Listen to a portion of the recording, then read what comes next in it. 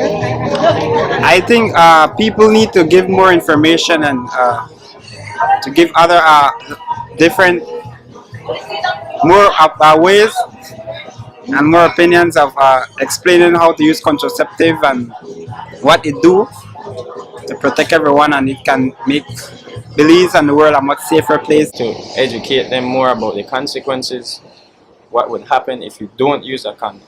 I think people take it for granted because they don't know, and they might know a little, but if you explain to them in details, where they go to different forums that talk about STIs, HIV, AIDS, and they actually see pictures and they see the conditions that one could be in if they contract one of these deadly diseases or harmful diseases to themselves, then they would understand, hey, I need to start changing my lifestyle, limit my partners, or start using more protection. We need to communicate more with our young people, not to be ashamed to take care of themselves, because today we have many people with STIs and HIVs out there.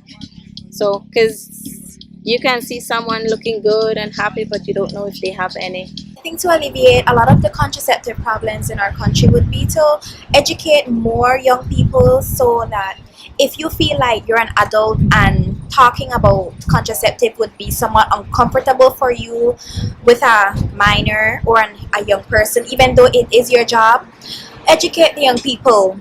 We are able to talk with our peers and our friends, so it would be more manageable, because you'll have an environment whereby you can go to a friend or even a sister or brother and talk about it more freely and openly, because you can even use terms that you wouldn't want to use with a parent or an adult caregiver. So it would break down a lot of the barriers in regards to being uncomfortable. A cycle, I think it would need some serious governmental initiatives being pushed, because it's more than a social change that needs to happen. It's more a lawful change, a democratic change that needs to occur, because if the government would implement certain laws whereby children should be educated in certain things in school, then you wouldn't have that problem, because even if their parents refuse to teach them, hey, when I go to school, my teacher will give me the proper information so I won't make mistakes. It's a very touchy topic, because in Belize we have public schools and private schools, and the private schools are Catholic based and they have strict policies on what to teach, and the only thing they teach about female care is female etiquette. They wouldn't teach about contraceptives and birth control and that sort of stuff. So when those girls from St. Catherine's Academy or Palote High Schools, which is non-based schools, they go out there and they are completely clueless, because the only thing that the sisters tell them is that don't have sex, but reality they are. So what do you do after you've had unprotected sex, or if the condom broke? What do you do? They don't know. One of the things that has been affecting key affected populations, in particular gay and lesbians in Belize, to access contraceptives is the discrimination that is out there. First of all, Belize isn't gay friendly, so it's hard for people to come out of their closet or come out of their comfort zone and go and access healthcare services. Another thing that we've noticed is that the services that are offered at the different healthcare settings aren't welcoming for young people. You know, the setting isn't welcoming. Whenever people would go there, they're looked some way like, why is this guy dressed in tight clothes, or why is this woman dressed as a guy? So as soon as you get there, it isn't as welcoming as we thought it would be. Other thing is that people, I would say the social setting, you know, a lot of young people in particular, we have a feeling that we're invincible, that, you know, HIV or STIs will never hit us. So we would normally just say, hey, we want to have bareback sex because it's fun, it's nice, and I'm enjoying my youth. But the problem comes with the education that's out there. Yes, a lot of education is being done, you know, to talk to people about STIs, about HIV, how to protect yourself.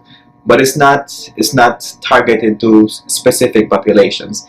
Like, they don't talk about how a gay guy should protect himself, or how a lesbian should protect herself, because we all have sexual diversity and we all experience sex differently.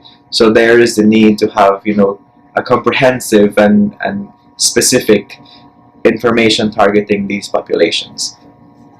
And the next thing, in my opinion, condoms, they're readily available. They're at the different health centers, they're at the different, healthcare partners, at pharmacies, stores. But it's just that, young people, they don't wanna go and buy a condom, because whenever you go, the person at the store is gonna be like, why is this young person buying condom? They fail to realize that, hey, sex is a part of everybody's life, but it's just a matter of, if they're in my ideal world, if they would go and buy a condom, I would I would love for somebody to say, use it properly, or how to go about and using it. There is a need for that education and that encouragement that, hey, you're doing a good job by buying this. Another thing that we have been trying to push at Belize Youth Empowerment for Change is that healthcare providers are sort of receive some sort of capacity training on how to address the different needs of the population. Yes, we are just like anybody else, but at the same time, you won't really talk to an MSM the same way how you would talk to a trans or how you would talk to a lesbian. So at some point, healthcare providers need to be provided with the right avenue on how to talk to these people, especially when it comes to, like, for instance, a transgender. I've had the experience that a transgender would come and they would be like, he would be dressed as a girl, but they would still be addressed as a guy. So that already creates a barrier because they feel disrespected by who they are. Or whenever we're doing the counseling and then the young girl would say, hey, I'm with my girlfriend, and then the nurse, because Belize is religion is very big in Belize, and religion to most people says being gay is wrong or being lesbian is wrong. So whenever the young girl would say, hey, I have my girlfriend, and she's very supportive of me and she encourages me to stay in my treatment, we have like old nurses that would say, yo, that is wrong. So there's a need to do a lot of capacity building, a lot of education on what is gender and what is sexuality, and how this can affect the population that we're trying to reach. So those are the two big things that I feel that need to be addressed. Creating a space that is welcoming, educating people on how you should talk to the different populations, and another thing that is affecting is our legislation.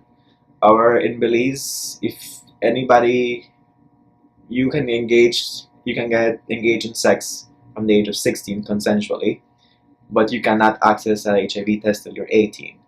And our statistics are showing that people are engaging in sex at the age of 10, 11. 40% of youth, they have said that they have had their first sexual experience at the age of 10 or 11. So it brings you to think, these young people are very sexually active, but then they cannot access healthcare services because the legislation does not allow them to. If they were to come to the health setting and do an HIV test, they have to come with a guardian or parent. But then it goes back, how many young people tell their parents, hey, I'm sexually active? So there's this need to have private and confidential services available to young persons. Okay. Some of the issues or some of the hindrance towards young people accessing contraceptives is a social stigma that is out there, because in Belize our legislation it criminalizes sexual act between man and man, or because it criminalizes anal sex in general. That's one of the things. Another thing is that the church is pretty vocal about young people not engaging in sex.